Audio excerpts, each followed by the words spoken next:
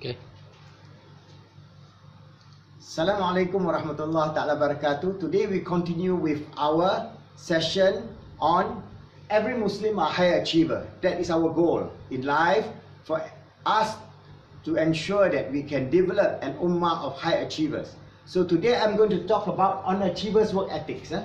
This is a very important topic of how we can develop a very useful and good work ethics. Every Muslim should actually have good work ethics because of our ibadah. We pray 5 times a day on time. So we have actually the ethics of being on time. But unfortunately in the Muslim world, we are always off time. If we go to an appointment in the Middle East, for example, if you say it's after Asar, it could be from Asar right up to Maghrib. So we are not having good work ethics. Everywhere in the Muslim world, we have people who do not actually care for time and work ethics to do the best in whatever that they do. So it's very important for us to infuse this idea that if you want to be an achiever, you must have this work ethics. And these work ethics have a few components that I'm going to discuss today and give you some idea. One is persistence and patience.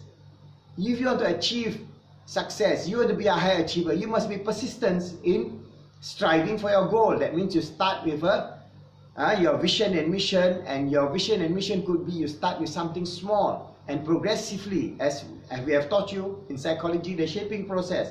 You shape your journey in such a way that it gets bigger and bigger or more challenging, so that you will not feel that it is difficult.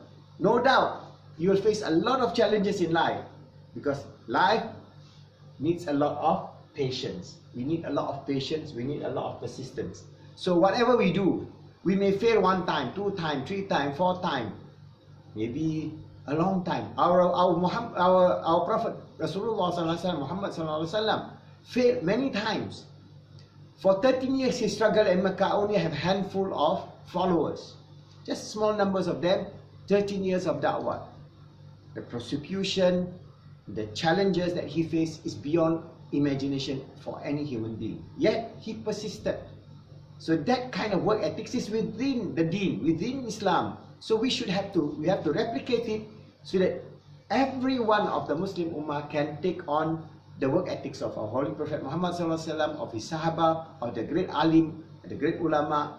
For example, the great scholar Al-Imam Ghazali, how he has worked so hard to produce his works and his deen, spreading the deen, and doing them persistently all the time until he has his own text and writing, could be more than 100 books, 200 books in fact they say. So how can you do that? You can only do that because you are persistent and patient in your journey towards achieving whatever good that you want to achieve. Secondly is you got to go the extra mile.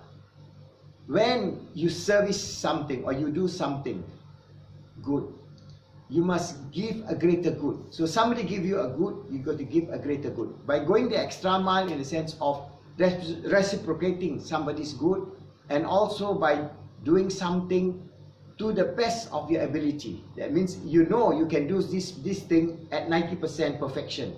You strive to do it at 95% or even 99% perfection. You go the extra mile to deliver better service. If you are in business, for example, then people will appreciate your service. Then you will succeed as an entrepreneur. You go extra mile to give them the best that you can. So inshallah, by doing so, everything that you do, everything that you touch, have the feel of giving more. Instead of taking more, you give more and go the extra mile. The third thing is continuous improvement, and the Japanese are good at it. They call it Kaizen. Kaizen means continuous improvement forever, on and on and on and on. There's no end to Kaizen in the Japanese culture and the Japanese work ethics. That's why a country that has no oil, no resources, natural resources, is the second or third largest economy in the world, Japan. They only have what? Human resource. Japanese people. Yet these Japanese people, because they are imbued with this idea of Kaizen, everything that they do, if you ask any Japanese, they say Kaizen.